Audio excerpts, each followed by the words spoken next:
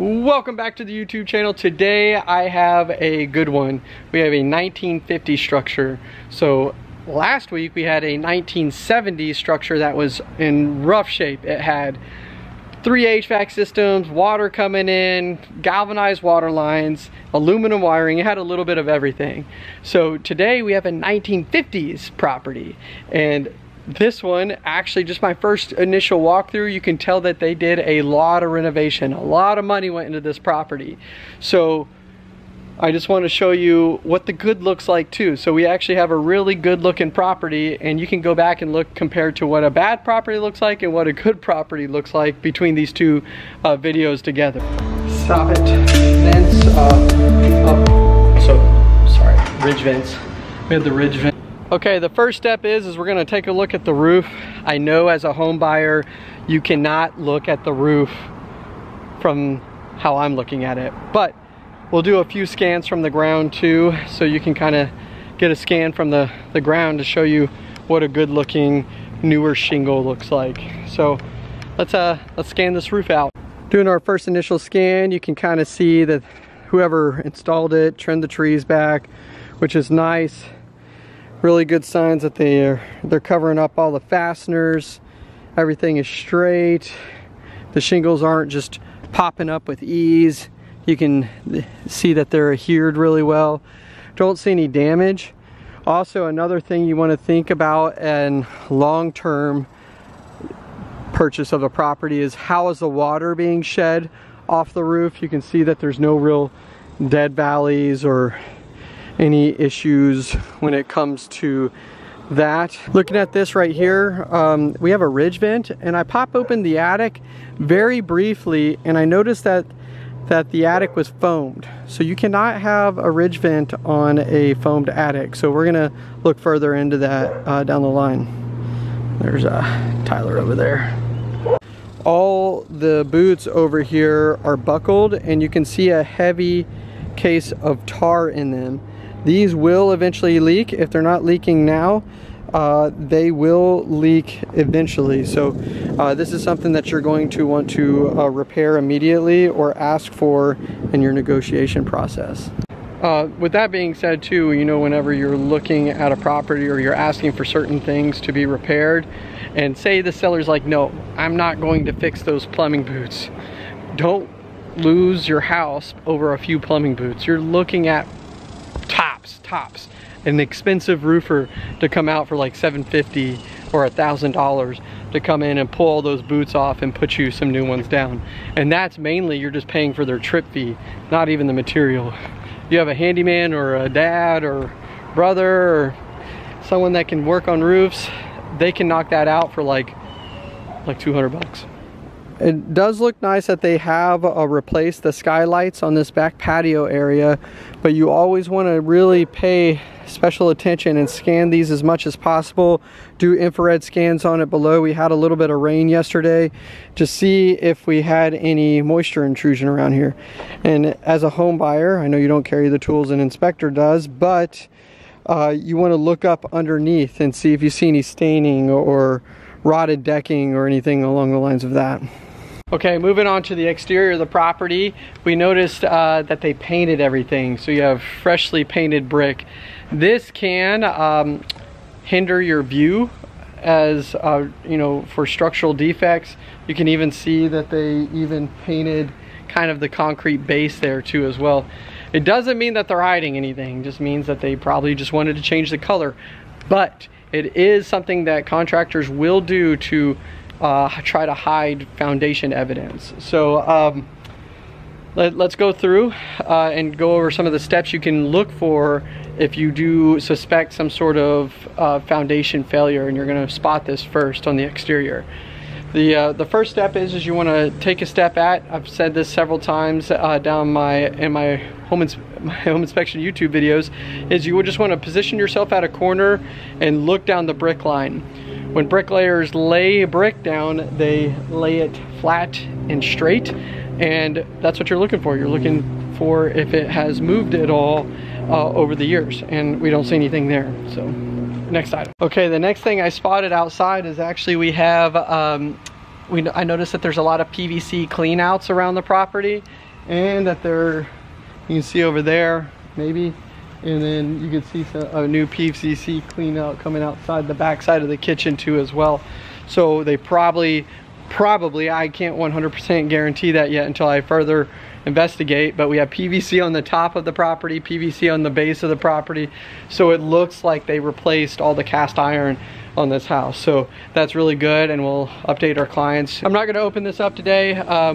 Tyler's working behind me and I'm moving pretty quick, but we have a brand new, you can tell it's brand new, square D panel box. So that is a good sign. So if you're a home buyer and you're looking at these properties and you're just walking around, I know you can't open up their panel boxes or you don't want to touch it, which is fine, but if you see a brand new panel box outside, that is a good sign showing you that they have put their money into the property in the right places. Moving on to the next corner, we can see down the brick line here, and brick line looks good. You also want to look in between underneath the soffit area at the freeze board. If you see any signs of gaps in these locations, which we don't, and then also just look in between your windows. I know all these windows are new, but even if they're new, you'd be able to see like a heavy caulking line or a big difference at the base and the high. You'll see like a thin caulking line at the bottom and a big one at the top, and we're not seeing any movement across the structure at all, so it's good. Hey everyone, I want to take the time and ask if you can hit that like and subscribe button. If you're a home inspector or if you're even a future home buyer, this YouTube channel can be here to help you and give you an idea of what to look for whenever you're purchasing or inspecting a property. All right, thanks guys. Keep following me along. Okay, coming across, we actually have it looks like a newer Lennox condenser outside, which is really nice. And if you're just a home buyer and you know nothing about HVAC systems, which is okay, what I want you to do is, if this bad boy's running, you're just gonna look and listen. If it sounds okay, you would know if something sounds clanky or broken or heavily vibrating. And then the next thing all I want you to do is just wave your hand across the top. Does it feel like it's blowing out hot air, hotter than the air already outside? And if it does, that is the first sign that your HVAC system might be performing okay. It's just the first sign. It's the first look. Sorry, wasp. But it's the first look just to say, hey, the unit seems like it is performing, and I'm one less thing I might have to worry about. The next sign, you just look at your refrigeration lines and just kind of touch it a little bit.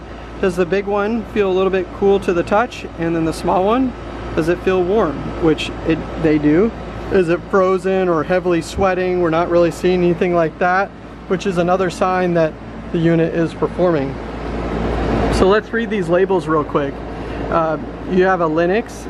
It looks like it is a serial number. You always look at these next two numbers, which is it's a 2022, so maybe brand new, you know.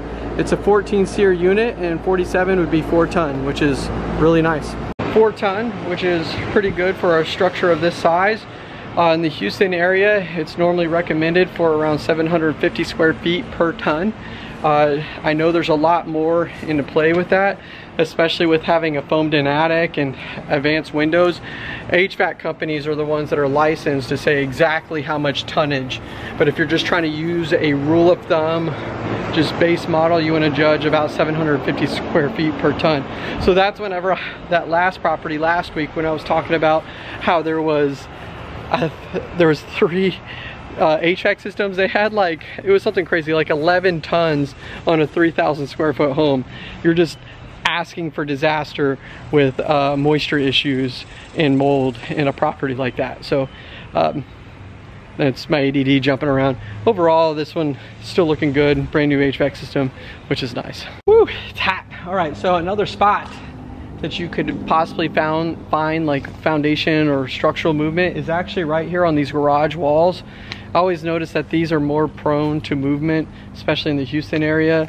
And look, we're right off like so if this one did have movement, you have a lot of water moving across this property here.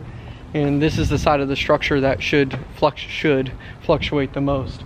And I'm not really seeing anything. You can see, you know, the fascia soffit freeze board looks pretty good. There's no separation between the brick and the decorative trim there, so that looks real nice. Also, another spot you would look is actually on the chimney. You know, you would see pullation. You would see the chimney pulling away. Pullation. Where do I even come up with this stuff? But you would see some heavy cracking or heavy patching in these areas, and we're not really seeing anything like that. So overall, this property is looking pretty good. Your inspector will probably write up like marginal drainage where there's nowhere for the water to go, and you're going to get that a lot on these 1950s homes because of the age. You know, they're just a little bit older. They didn't build the grade the same way that we do now. So it's a good looking house, good looking house. If you're a new home buyer and you're buying an older home, what you want to look at is behind the toilets here and then underneath the sinks, bam, for what type of plumbing's in place. That's a really good first time spot to look. And then look at it at pretty much in every bathroom, because some properties they will only replace it in one bathroom and not all of them, so they could be doing like bits and pieces.